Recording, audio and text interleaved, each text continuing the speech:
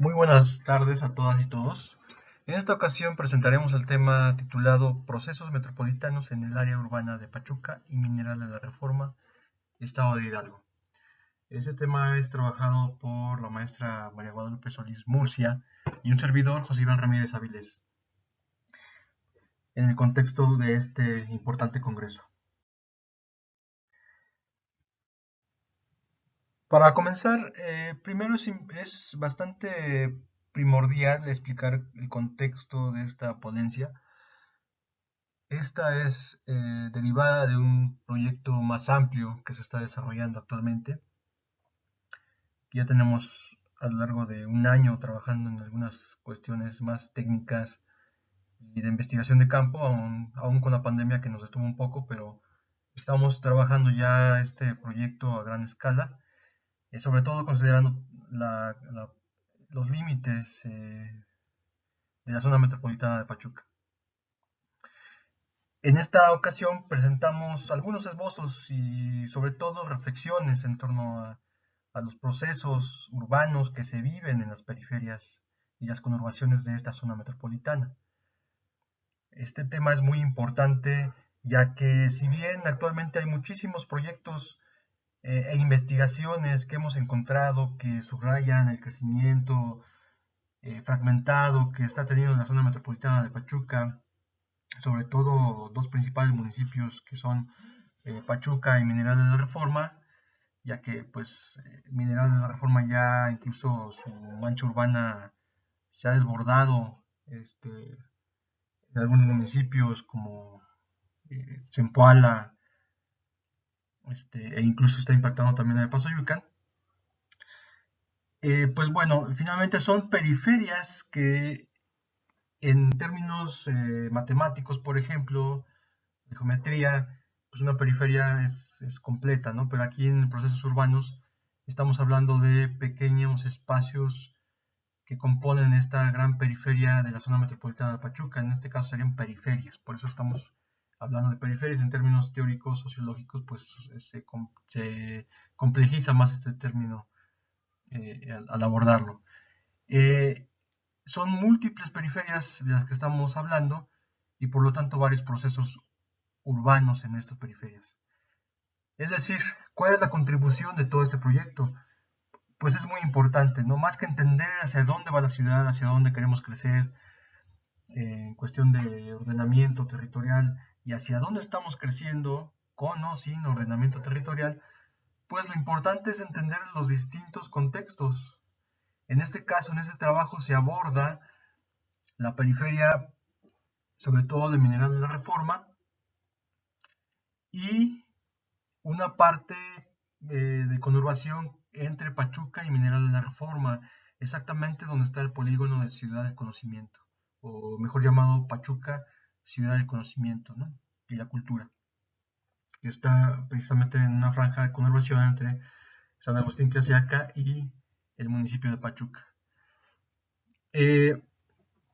Son solamente dos espacios periféricos de los muchos que existen y hay distintos procesos que están llevando a cabo, sociales, culturales, económicos, políticos incluso, que impactan obviamente en la modificación del territorio y en lo social. ¿Qué herramientas se están utilizando? Principalmente los sistemas de información geográfica. Hoy en día pues el que estamos ocupando más es el ARGIS, por las ventajas que tiene también, complementando un poco con el software Quantum GIS. Obviamente hay un mundo igual de softwares libres, pero esos son los que estamos hasta el momento pues utilizando por este trabajo. Además, claro está que un sistema de información geográfica lo integran pues los datos. Entonces en este caso pues estamos partiendo de datos estadísticos proporcionados por instancias oficiales y de ayuntamientos, ya que también se hizo trabajo de campo que esperamos completar cuando pase un poco la cuestión de la pandemia. En este caso también un antecedente importante es entender todo este comportamiento social, urbano, demográfico en un contexto global. es decir, partir de lo global de lo local, perdón, hacia lo global y viceversa.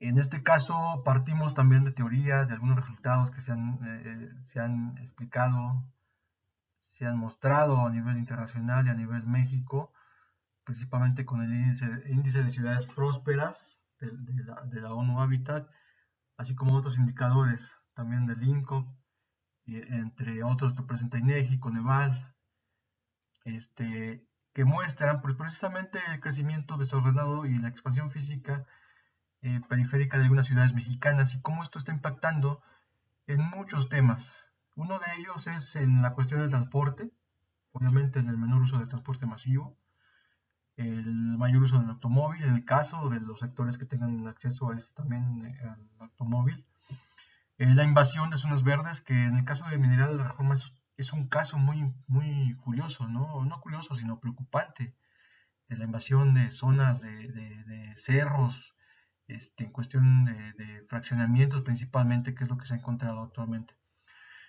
Con ello, pues obviamente el desplazamiento de flora y fauna, y bueno, la limitación en la capacidad de la administración de un territorio.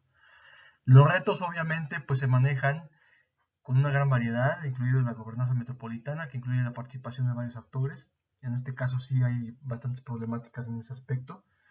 Las reglas del juego pues parece seguirlas un tipo particular de actor, en este caso sigue siendo el mercado inmobiliario, que no tiene nada de cuestión, digamos, crítica, sino más bien de hacia dónde se está orientando este interés, ¿sí? El de construir viviendas, a pesar de que existen viviendas, una gran cantidad todavía de viviendas deshabitadas.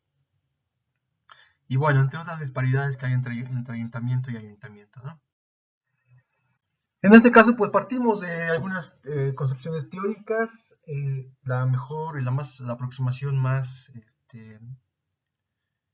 importante que retomamos pues, es Sargent Ernaux y Linton con el aporte de las periferias desde un punto de vista pues más que integre no solamente lo espacial sino también lo social. Esta es la zona un poco para los que no conocen el contexto pues entender dónde estamos, de qué estamos hablando, ¿no? Un poco aquí la parte de coloreada más naranja es toda la zona metropolitana de Pachuca, con sus manchas más amarillas es la parte de las localidades o la mancha urbana.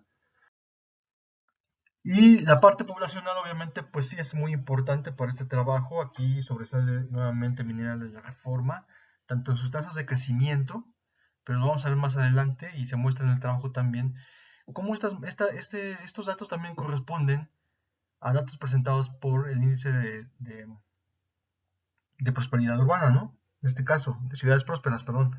En este caso, por ejemplo, en el que se muestra que no solamente es un tema demográfico de crecimiento poblacional, que sí está creciendo considerablemente, aunque disminuyó en las últimas décadas, pero sí de 2000 a 2000 tuvo un incremento muy importante, sino que el crecimiento incluso físico es mucho más que el incremento demográfico, es el 3.1%, ¿no? La parte física. Entonces, en este caso, pues bueno, se usa información de INEGI, datos censales, para abordar los temas que a continuación detallan, ¿no? Los resultados. ¿Cuáles fueron los resultados? Los más importantes. Bueno, como les mencionaba, en efecto, se tienen varios estudios que hacen una cuestión de análisis sobre los usos de suelo, etcétera. Aquí quisimos explorar un poco más allá, es decir, ver qué está ocasionando, pues obviamente, esos cambios en el uso de suelo, ¿no?